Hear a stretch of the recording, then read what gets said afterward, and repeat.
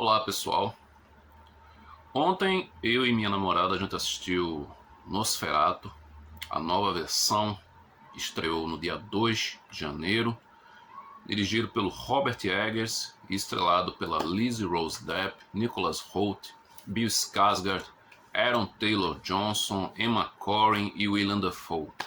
E o Ralph Ineson também, que também é um ator que está sempre participando aí das produções do Robert Eggers. Ele era o patriarca, uma sua obra-prima de abertura, A Bruxa. Bom, nós gravamos um vídeo ontem, logo na saída do cinema, lá no cinema. A gente assistiu o filme no cinema da Fundação, mas infelizmente o áudio do vídeo ficou muito ruim, então eu preferi não colocar esse vídeo no ar.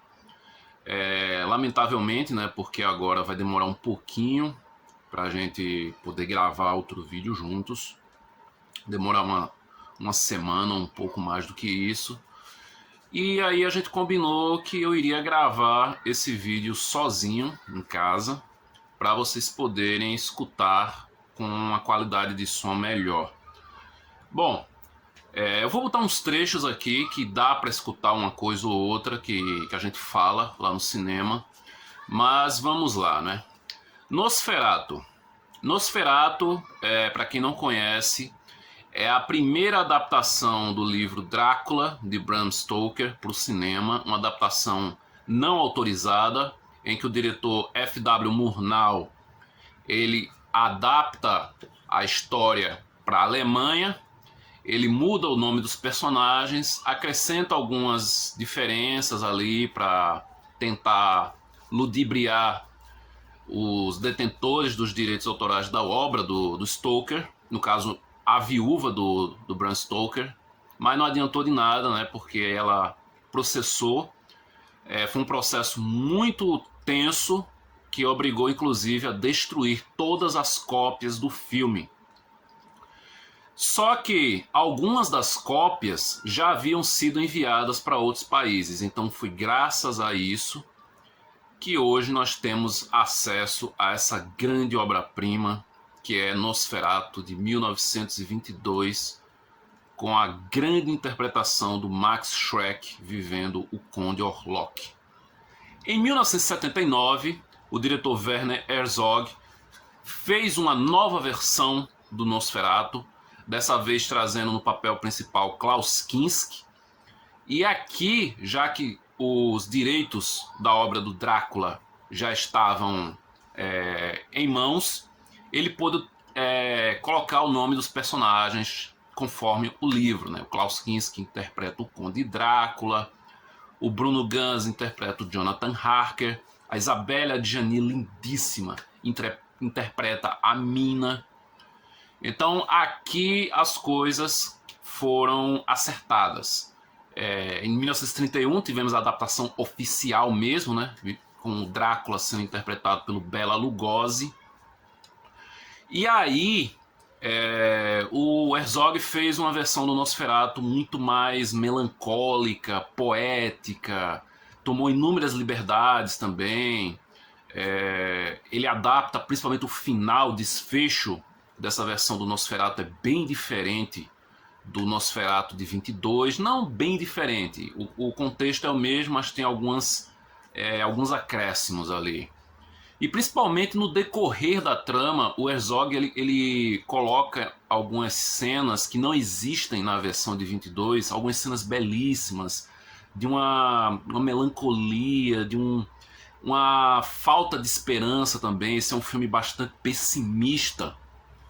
Em 1987, nós tivemos o Drácula em Veneza, também conhecido como Nosferatu em Veneza, onde o Klaus Kinski reprisa o papel do Drácula, só que é uma produção muito inferior ao filme do Herzog.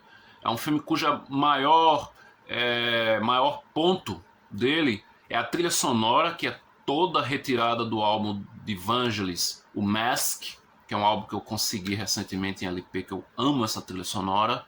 E, óbvio, a atuação do Klaus Kinski, que estava numa época loucaço. Ele fez um outro filme chamado Kinski Paganini, que é uma loucura completa. Em 2023, o Doug Jones, ele conseguiu, graças a um financiamento, tipo um crowdfunding, ele conseguiu fazer uma nova refilmagem do Nosferatu, dessa vez Nosferatu, A Symphony of Horror. É um filme que ele praticamente ele copia e cola o filme quase todo do Murnau, mas ele faz algumas alterações também. Só que essa versão, por ser uma produção de baixíssimo orçamento, por ser um filme muito mais um filme tributo, um filme feito por fã para fã, é um filme que deixa muito a desejar. Eu não curti essa versão. Tirando a atuação sempre incrível do Doug Jones, ele é um colaborador habitual das obras do Guillermo del Toro, e ele tá excelente, mas o resto do elenco é muito fraco. A fotografia do filme é aquele fundo verde do início ao fim, então é um filme muito fraco. Fica aqui só por curiosidade.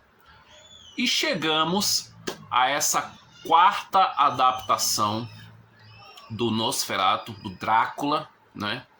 Dessa vez a cargo, como eu falei no início, do Robert Eggers. E, meus amigos, eu tava muito ansioso para ver esse filme. Tava muito ansioso. Eu vou deixar o vídeo aqui que eu gravei ontem, na entrada do cinema, que eu acho que ainda dá para vocês escutarem. Fiquem aí com a minha expectativa ontem, na sessão de Nosferatu. Estamos hoje aqui, nossa primeira sessão de cinema do ano. O que é que a gente vai assistir, amor?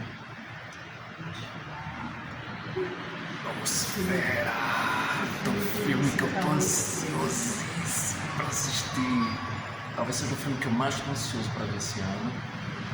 E minha ansiedade tá tão grande que eu tô com medo até de me decepcionar. Mas vamos ver. Daqui a pouco a gente volta para dizer o que achamos de...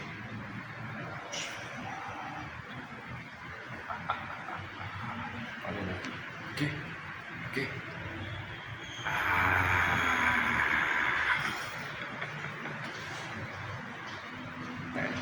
Bom, como vocês viram, eu estava extremamente empolgado, estava com expectativa altíssima, eu estava muito ansioso para ver esse filme.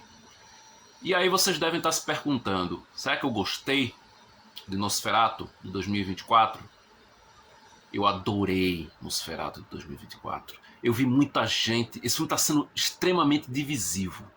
Eu vi muita gente xingando o filme, dizendo que o filme não presta, que o filme é isso, é aquilo. Mas eu adorei essa versão. Eu adorei porque cada diretor que fez a sua versão de Nosferatu colocou um pouco da sua marca no filme. A versão do Herzog, ela é muito diferente da versão do Murnau. Aí quando chega na versão de 2023, é muito parecida com a versão do Murnau. E esse copia e cola não fez bem ao filme, não existe. E o Robert Eggers, é óbvio que ele não iria fazer um copia e cola do Nosferatu de 22, e muito menos do Nosferatu de 79. O que ele faz aqui, ele pega o Nosferatu de 22, pega elementos do Nosferatu de 22, pega elementos do Nosferatu de 79, pega elementos de Drácula de Bram Stoker, do Coppola, de 1992, junta tudo e imprime a marca dele, principalmente calcado em A Bruxa. Esse filme tem muitos elementos de A Bruxa. Ele é um filme que ele traz essa nova roupagem, literalmente falando, para o Conde Orlok. É uma roupagem que eu vi que está desagradando muita gente. Não me desagradou, eu gostei dessa nova versão do Conde Orlok. Eu gostei desse novo arco que inventaram. E eu gostei principalmente desse ar de misticismo muito maior que já havia aparecido no primeiro Nosferatu. Os roteiristas do primeiro Nosferatu, eles eram ocultistas, eles admiravam essa questão do ocultismo, então eles colocaram muitos elementos simbólicos no decorrer do filme, principalmente naquela certidão, do contrato que o Hutter entrega pro Orlok no começo do filme. E lá você vê um monte de símbolos e tal, e o Hutter assina sem entender nada do que é aquilo. E o Eggers, ele meio que faz uma espécie de... Agora você vai saber o que era aquele contrato. Ele coloca alguns pequenos acréscimos àquela história de 22, aquela clássica história. Vou deixar logo claro aqui, essa versão de Nosferatu de 2024, ela não supera nem a versão de 22, nem a versão de 79. Mas fica assim, muito próximo. O nível é altíssimo. O nível de qualidade técnica, o nível de interpretações. A Lily Rose Depp, ela me surpreendeu. Ela me surpreendeu, porque eu não achava que ela era capaz... Juro a vocês, eu não achava que ela era capaz de ficar à altura, não supera, mas de ficar à altura de uma Isabelle Adjani na versão de 79 do Werner Herzog. A interpretação dela, ela tá no nível Isabelle Adjani. Ela tá quase no mesmo nível, quase. Não tô exagerando não, ela tá quase no mesmo nível. Ela perde por pouca coisa. E principalmente, ela tem uma interpretação muito física. Ela tem uma interpretação extremamente corporal. E eu fiquei assim assistindo, que eu já tinha visto uma reportagem, uma matéria na internet, falando que aquela cena, tem uma cena de uma possessão que ela não usou CGI, que ali é a Lily Rose Depp atuando. E é uma cena aterradora, é uma cena assim muito, muito macabra. E a Lily Rose Depp, ela interpretou essa cena num todo. Ela se entrega, ela faz uma entrega física absurda nesse filme. Ela faz uma entrega física enorme. E físico é algo que esse filme, ele carrega forte. Ele é um filme carregado de tom sexual. Ele é um filme muito sexual. Mas não entenda errado. Ele não é um filme carregado de cenas de sexo. Ele é um filme com um tom sexual. O sexo, mais no sentido primitivo da sua concepção, ele permeia esse filme num todo. A figura do Conde Orlok nesse filme aqui, ele talvez seja o filme que ele menos aparece, o Conde Orlok. Mas ainda assim, como é no livro Drácula, ele tá o filme inteiro. Ele tá permeando ali a história, ele tá circulando por ali entre os personagens do início ao fim. A figura do Conde Orlok, você sente ela do começo ao fim. Então, vamos lá. Robert Eggers, ele é um cara que ele se preocupa demais nas histórias que ele vai contar. Então ele é um grande pesquisador, ele vai fundo naquilo que ele quer contar, ele busca a cultura, ele busca a história dessa cultura. E aqui em Nosferatu não é diferente. Ele traz vários elementos folclóricos, ele traz ele traz elementos das raízes culturais dos povos que ele está abordando. Ele busca fazer um retrato muito fiel. Muito fiel. Então ele foge bastante da imagem que a gente tem no nosso imaginário popular do Conde Orlok do Murnau. A figura do Conde Orlok aqui, ela é bem diferente. E quando eu falo bem diferente, é bem diferente mesmo. Eu vi muita gente que não gostou, como eu falei logo aqui no vídeo, né? Eu vi muita gente que não gostou dessa nova roupagem que deram ao Conde Orlok. Eu adorei. Porque se eu quiser assistir o Nosferatu do Murnau, eu vou pegar o meu DVD do Nosferatu do Murnau e eu vou assistir.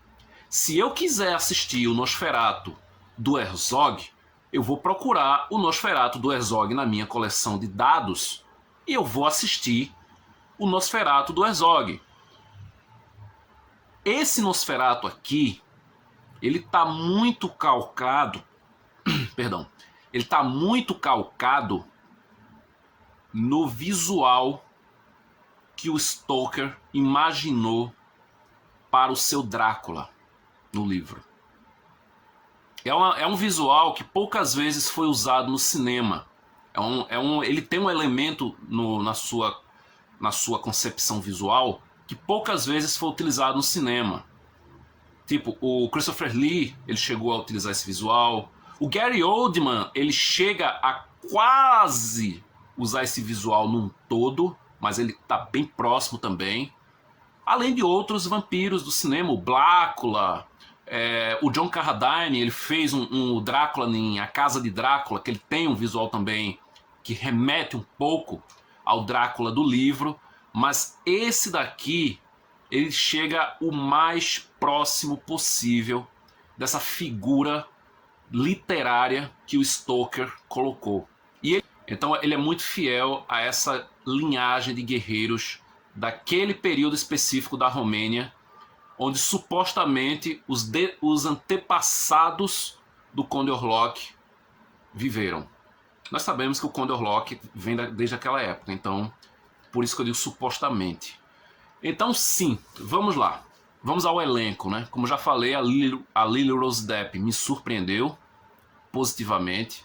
O Nicholas Hoult, que está numa crescente excelente. Ele está aqui em mais um personagem muito bom. Ele faz o Hutter. E ele faz um Hutter que ele não é aquele Hutter que a gente também está acostumado a ver em papéis anteriores, né? Ele não faz aquele Hutter mais abobalhado do Nosferatu de 22, e ele não faz aquele Hutter mais melancólico, mais cabisbaixo da versão do Herzog. Aqui ele faz um meio termo entre os dois, mas ele coloca outras características que não vimos nas versões anteriores. E o Nicholas Hoult, ele tá excelente também. O Nicholas Hoult, ele fez o Jurado número 2 em 2024, ele fez esse Nosferatu. Então ele tá numa crescente constante. Ele tá fazendo papéis assim muito desafiadores. Eu já gostava dele desde um filme que muita gente nunca deu atenção devida, que é um filme chamado Meu Namorado é um Zumbi. Assistam esse filme e vejam o Nicholas Hoult naquele filme. O filme pode não agradar vocês, mas vejam a interpretação do Nicholas Hoult já daquela época. E não esquecendo, ele fez o Nux, espetacular, no Mad Max Estrada da Fúria. E ele só tem a melhorar cada vez mais. É um ator que eu estou admirando cada vez mais os seus personagens, as suas atuações. Bom, além deles, nós temos aqui o Willem Dafoe, que curiosamente já interpretou o Max Schreck / Conde Orlok num filmaço dos anos 2000, do início dos anos 2000, que é A Sombra do Vampiro, um filme maravilhoso, que eu acho que é um complemento perfeito para quem assistir Nosferatu, as versões que já saíram, mais o de 2024, assista também A Sombra do Vampiro, que é um filme maravilhoso, estrelado pelo John Malkovich, fazendo o Murnau, né? Que existe aquela lenda urbana que permeou durante décadas de que o Max Schreck ele seria verdadeiramente um vampiro, porque ele entrou naquela atuação do método, né? Ele encarnou o Conde Orlok num todo. O Willem Dafoe, ele faz o Dr. Albin, o professor Albin, né? Que é o Van Helsing da vez, e ele tem aquele ar excêntrico e malucão que o Anthony Hopkins imprimiu muito bem na sua versão muito pessoal do Van Helsing em Drácula de Bram Stoker. E óbvio, chegamos ao Bill Skarsgård vivendo o Conde Orlok. O Bill Skarsgård, ele aparece pouquíssimo, né, como eu falei, e ele faz um Conde Orlok mais animal. Ele faz um Conde Orlok mais agressivo. Ele tem um tom de voz que ele parece um pouco com a voz que o Gary Oldman faz quando ele tá a versão do Drácula velho, ele tem um sotaque muito forte, é uma voz quase que sussurrada às vezes, e ele tá sempre, como eu falei, escondido nas sombras. Ele é um personagem que ele pouco aparece, mas quando ele aparece num momento assim, uma das cenas mais, talvez a cena mais bela do filme, que é no final, bem no final, aquela cena que todo mundo já sabe o que é, mas quem não assistiu as outras versões pode ser que não viram, né? Então eu não vou contar o que é. Mas nesse momento a gente tem a cena mais bela do filme. É um filme. Esse filme, ele é belo e grotesco ao mesmo tempo. Ele tem cenas poéticas e tem cenas extremamente aterradoras, ele tem cenas macabras, ele tem morte de animais, ele tem cenas de mortes que eu não esperava que acontecessem, não mostradas daquela forma que aparecem, e então esteja preparado, porque em alguns momentos esse filme ele pode acabar te chocando um pouquinho, se você não é muito acostumado a esse tipo de produção. Desde Drácula de Bram Stoker e Entrevista com o Vampiro, que eu não via um filme de vampiro assim classudo, um filme com essa atmosfera de filmes da Hammer, filmes do expressionismo alemão. Esse filme ele junta todas essas influências.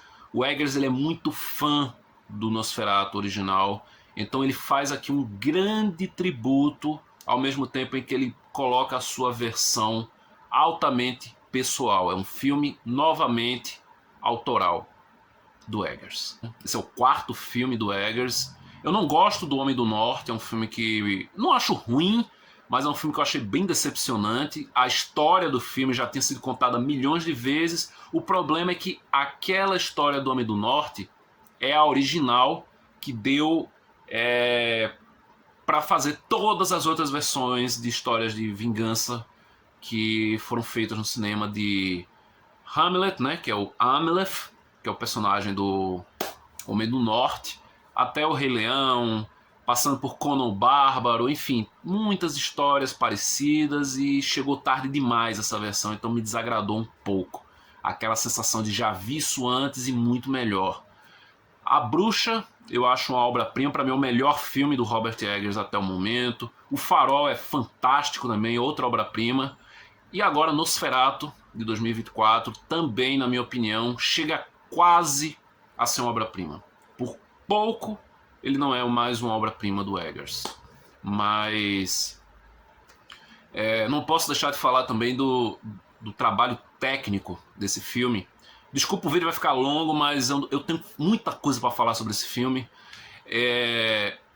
A trilha sonora desse é maravilhosa.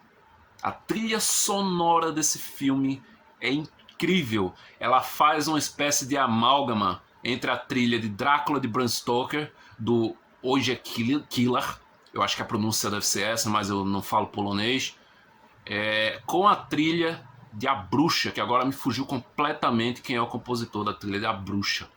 Tem aqueles sons que vão crescendo, crescendo, crescendo, e dá um corte brusco, e tem aqueles sons que a trilha de Drácula faz muitíssimo bem, com aqueles sussurros, com aquela música meio quase que orgásmica, sabe? Aqueles gemidos no meio da instrumentação. É maravilhosa essa trilha, maravilhosa. Se eu tiver a oportunidade de comprar a trilha desse filme, eu com certeza vou comprar. É uma trilha que eu quero muito ter na minha coleção. Se eu não conseguir, infelizmente, vou ter por outros métodos, né? Mas eu quero ter essa trilha na minha coleção, não importa qual seja a forma, assim como eu vou querer ter esse filme na minha coleção, sim. E a fotografia do filme também é incrível. Ela tem uns tons muito sombrios. O filme é muito escuro, mas não é tão escuro quanto eu achei que fosse. Eu vi gente na internet falando que o filme era muito escuro, que tinha cena que não dava pra ver nada. Exagero, dá pra ver sim. O diretor ele esconde a figura do Orlok propositalmente, mas ele fica aparecendo assim em pequenos momentos, em pequenos frames, aparecem os olhos, o contorno do rosto. Tem uma hora que dá pra ver ele assim de lado, que inclusive é a cena de um dos posters do filme. Mas não é esse exagero de escuridão que eu imaginei que fosse, não. Eu vi muita gente dizer, mas o filme é muito escuro, não dá pra ver nada. Talvez o lugar onde você viu o filme, a tela não estava legal. Onde eu assisti, dá pra ver tudo tranquilamente. Então, eu acho que eu não vou me prolongar mais. Nosferatu de 2024, eu achei um filme espetacular. Eu adorei esse filme, adorei mesmo. Se você já assistiu Nosferatu e não gostou ou gostou, deixa aí nos comentários que eu quero saber a tua opinião a respeito desse filme. Você concorda comigo? Você discorda? Tem algo que eu esqueci de mencionar aqui, porque tinha muita coisa que eu queria falar. Ontem eu falei bastante, mas infelizmente o vídeo não ficou bom. Então é isso, pessoal. Esses foram meus comentários a respeito desse novo filmaço do Robert Eggers, um dos melhores diretores da atualidade, na minha opinião. Deslizou um pouquinho ali no Homem do Norte, mas ele voltou com tudo agora no Nosferatu. E é isso. Até o próximo vídeo e até mais. Até o próximo vídeo. Tchau.